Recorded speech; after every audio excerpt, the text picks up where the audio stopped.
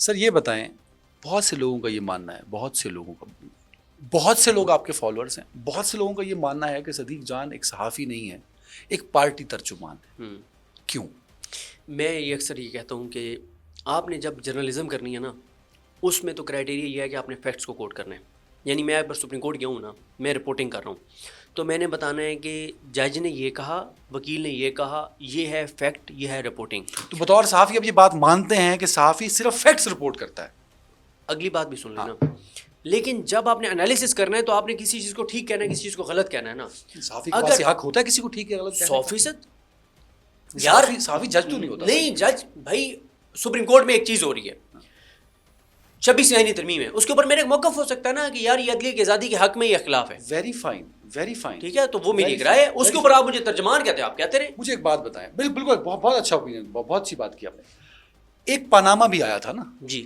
جب پاناما کے میں آپ کے ویوز اٹھا کے دیکھتا ہوں تب تو آپ کے یہ جذبات نہیں تھے جو 26ویں آئینی ترمیم پہ آپ کے جذبات ایز صحافی ابھرے ہیں.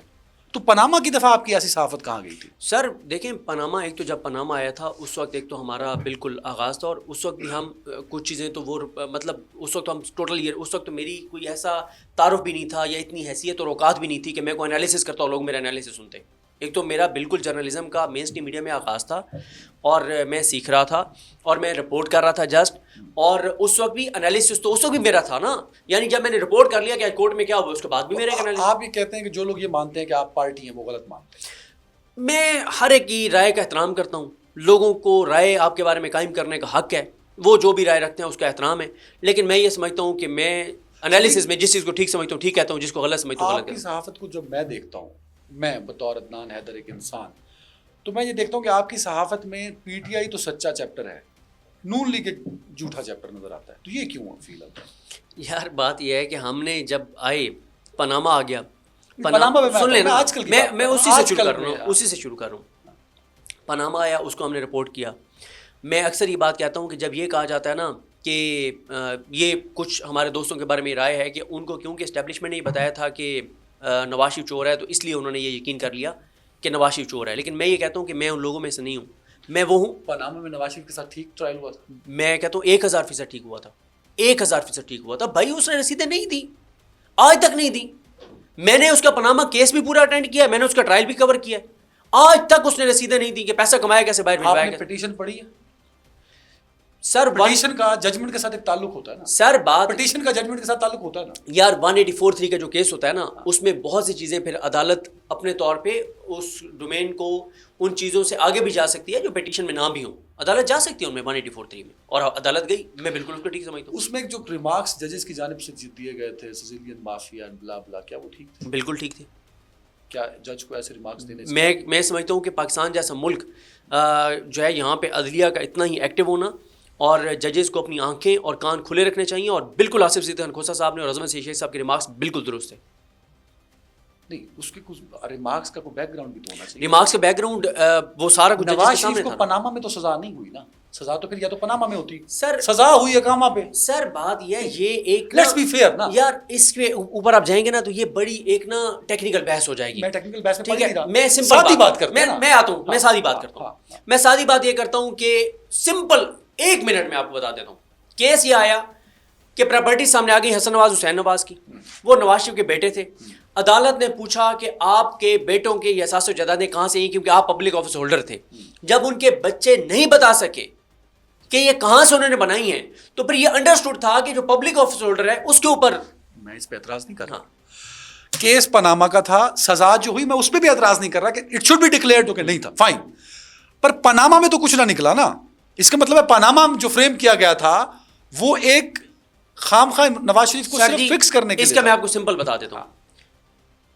ایک بندے کو آپ پکڑتے ہیں کہ اس نے چوری کی ہے، اس نے چوری کیا ہے، آپ نے اس کو پکڑا، آپ نے تحقیقات شروع کی، اس کا موبائل آپ کے ہاتھ میں آیا، چیزیں آپ کے ہاتھ میں آئیں، آپ نے جب تفتیش کرنا شروع کی تو اس میں سے پتہ چلا کہ اس نے تو چوری سے بڑی بھی ایک واردات کی ہوئی ہے یا چوری سے چھوٹی بھی ایک واردات کی ہوئی ہے.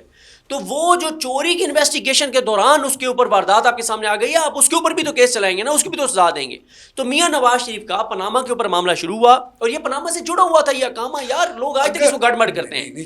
یہ میں بتاتا ہوں نا کیسے جڑا ہوا تھا. ایسے جڑا ہوا تھا کہ آپ نے باہر اپنے بیٹے کی کمپنی کے وہاں آپ ملازم بنے ہوئے. It's not linked with Panama. ٹھیک ہے It's not linked with Panama. Sir case پورا کیا تھا کہ میاں نواز شریف کے اثاثے اس کی آمدن سے زائد ہے اور وہ جائز نہیں ہے. اس میں جو چیز بھی آئی عدالت نے اس کو دیکھا. یہ ٹیکنیکل بحث ہو جائے گی اس میں. نہیں, سمپل بات یہ ہے کہ آج تک شریف خاندان نہیں بتا سکا پیسہ کمایا کیسے, باہر بھجوایا کیسے, رسیدیں آج تک نہیں دکھا سکے. یہ ہے سمپل بات. کورٹ نے ان کو کوئی سیاسی انتقام کا نشانہ نہیں, میں نہیں سمجھتا کورٹ بطور عدالت استعمال نہیں ہوئی. آپ میں نہیں سمجھتا کہ عدالت استعمال ہوئی ہے. وہ پورا بینچ انکلوڈنگ ثاقب نثار کہیں سے ڈکٹیشن نہیں لیتا تھا. ثاقب نثار تو اس بینچ میں تھے نہیں, لیکن جو بینچ ثاقب نثار تک میں آ رہا ہوں. ہاں, اس بینچ سے ثاقب نثار میں نہیں سمجھتا کہ عدالت استعمال ہوئی ہے. میں بالکل نہیں سمجھتا, نہیں ہوئی. نواز شریف کے ساتھ کوئی زیادتی نہیں ہوئی, آپ یہ سمجھتے ہیں؟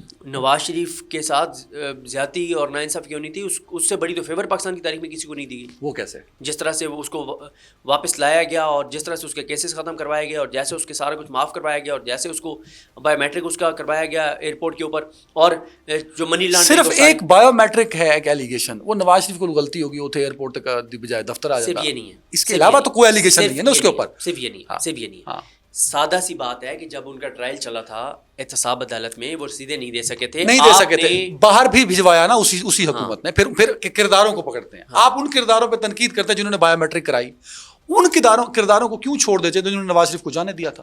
سر بات یہ ہے کہ اس وقت میں ایک چیز کی داد دیتا ہوں کہ جو بھی اس وقت جس نے یہ سارا کھیل رچایا تھا نا, یہ پلیٹلیٹس والا, رپورٹوں والا, کریڈٹ اس کو جاتا ہے. کون ہے سر؟ وہ جو بھی تھا, آج تک وہ کردار سامنے نہیں آئے, اس کے اوپر تحقیقات ہی نہیں ہوئی. اس کے اوپر ہونی چاہیے کہ کون تھا جس نے یہ سارا ڈرامہ تیار کیا, یہ جعلی رپورٹس والا, اور وہ سارا ماحول بنایا, اس کو کریڈٹ جاتا ہے. اور پھر عمران خان کے سامنے تو اتنا بڑا ایک پریشر بن گیا تھا کہ عمران خان کو تو آرمی چیف کی جانب سے ایک آ گیا کہ خان صاحب یہ دیکھ لیں, اگر نواز شریف کو یہاں پہ کچھ ہو گیا تو پنجاب میں بھی ایک بھٹو پیدا ہو جائے گا, افورڈ کر سکتے ہیں تو کر لیں, لیکن ہم یہ سمجھتے ہیں کہ آپ ان کو جانے دیں. اور عمران خان نے بھی کہا کہ اتنا سیریس معاملہ ہے. اور پھر جس طرح کی رپورٹ سامنے آئی, اب ڈاکٹر یاسمین راشد وغیرہ نے تو رپورٹس دیکھی نا, انہوں نے کہا رپورٹ میں تو یہ چیز ہے. ایک چلو نواز شریف ہو گیا, ایک بندہ تھا اس کا نام ہے سعد رفیق, اس کی کئی مہینے پیشی نہیں لگی, اس کے ساتھ زیادتی نہیں ہوئی.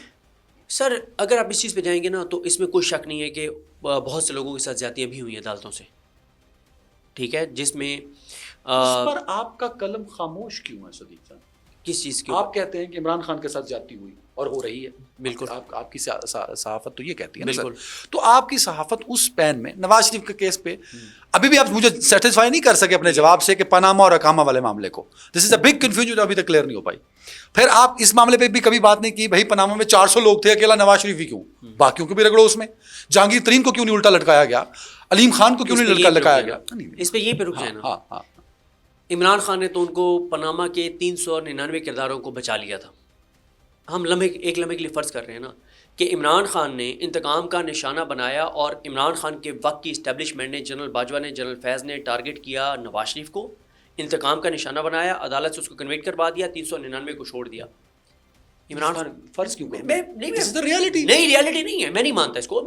ارے بھائی تو 399 بچا رہے ہو نا, آگے چل رہے ہیں نا. عمران خان نے بچایا اپریل 2022 تک, اس کے بعد تو عمران خان نہیں ہے نا. آج تک آپ نے کتنوں کو پکڑا ہے؟ نہیں پکڑا نا. باجوہ صاحب آپ کو بہت پسند کرتے تھے, اس کی کیا وجہ تھی؟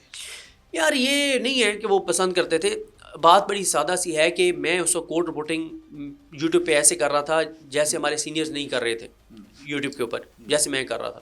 حالانکہ میں اس وقت بھی, میری صلاحیت ان کے مقابلے میں کچھ بھی نہیں تھی, میں تو کہیں بھی ان کے مقابلے میں ایگزسٹ بھی نہیں کرتا تھا.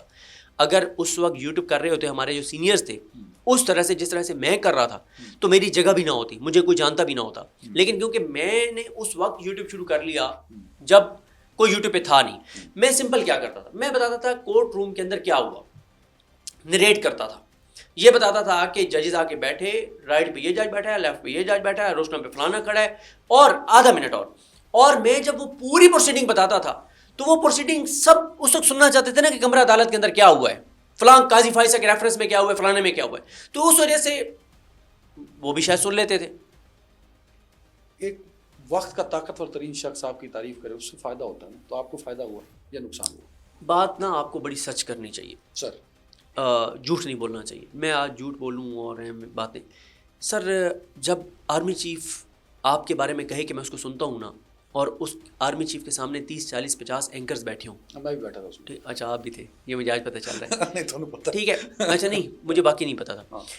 اور اینکر سامنے بیٹھے ہوں, میڈیا کے لوگ سامنے بیٹھے ہوں, وہ آ کے لوگوں کو بتاتے ہیں نا کہ یار آرمی چیف, اور جب یہ بات پتہ چلے کہ آرمی چیف اس کو سنتا ہے تو آپ کی ایک جسے کہیں کہ کیا اس کو میں لفظ دوں, تھوڑا سا ایک آپ کا امپیکٹ تو بڑھتا ہے نا کہ جب آرمی چیف کہہ کے میں اس کو سنتا ہوں. لیکن آپ ایک سینئر صحافی ہیں, اب آپ جب اینالائز کرتے ہیں کہ اس بات نے فائدہ دیا یا نہیں, میں ایک تو میں سینئر بالکل نہیں ہوں, یہ بھی ایک غلط ہمارے ہاں بن گیا.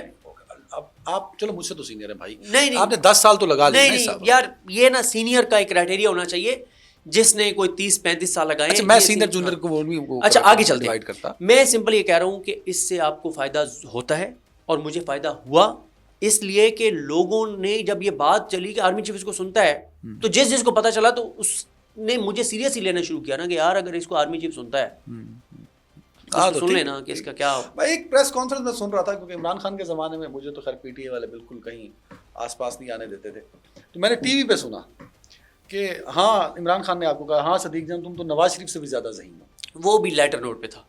وہ عمران خان نے کوئی بات کی, میں نے اصل میں یہ کہہ دیا کہ میں نے کہا ہمارے ہاں تو پرائم منسٹر ایسے گزرے ہیں جو پرچی پہ چیزیں لکھ کے لاتے تھے, میں تو پھر بھی میری کوئی وہ نہیں ہے, میں تو ایک عام سا رپورٹر ہوں, تو کچھ چیزیں میں لکھ کے لایا ہوں تو وہ میں نے جلدی جلدی پڑھی, تو اس پہ لیٹر نوٹ پہ انہوں نے کہا کہ نہیں تم اس سے زیادہ ذہین ہو, تو یہ لیٹر نوٹ پہ بات تھی.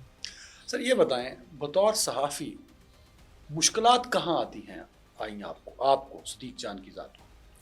مجھے اس وقت مشکلات آنا شروع ہوئیں جب پورے پاکستان کو مشکلات آنا شروع ہوئیں, یا اکثریت کو مشکلات سامنے آنا شروع ہوئیں, جب میں نے جبری گمشدگیوں پہ بات کی, جب میں نے انسانی حقوق کی پامالیوں پہ بات کی, جب میں نے پرو اسٹیبلشمنٹ نیریٹو نہیں بنایا, جب میں نے جبری گمشدگیوں کو ڈیفینڈ نہیں کیا, جب میں نے یہ نہیں کہا کہ بلوچستان سے اگر لوگ لاپتہ ہو رہے ہیں تو انہوں نے بھی کچھ نہ کچھ تو کیا ہوگا تو لاپتہ ہو رہے ہیں, جب میں ایسی چیز, جب میں ان چیزوں کو جو کہ میں غلط تھا جس پہ میں معافی بھی مانگ چکا ہوں, کہ جب میں ان چیزوں کو جسٹیفائی کرتا تھا جبری گمشدگیوں کو اور انسانی حقوق کی پامالیوں کو, تو اس وقت مجھے کوئی مسئلہ نہیں تھا.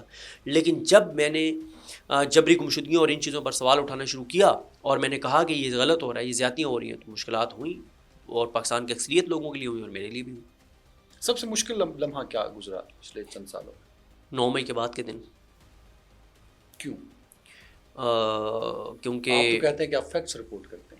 نہیں, 9 مئی کے بعد تو ہر چیز کی جگہ ہے, فیکٹس کی جگہ نہیں ہے. بالکل نہیں ہے, بالکل نہیں ہے. پاکستانی صحافت بالکل حقائق کی جگہ نہیں, بالکل نہیں ہے. تو جہاں حقائق نہ ہو وہاں صحافت تو نہیں ہوتی. بالکل نہیں ہے. پاکستان میں کہاں رہ گئی ہے صحافت؟ جو لوگ کر بھی رہے ہیں, ٹی وی پہ بہت سے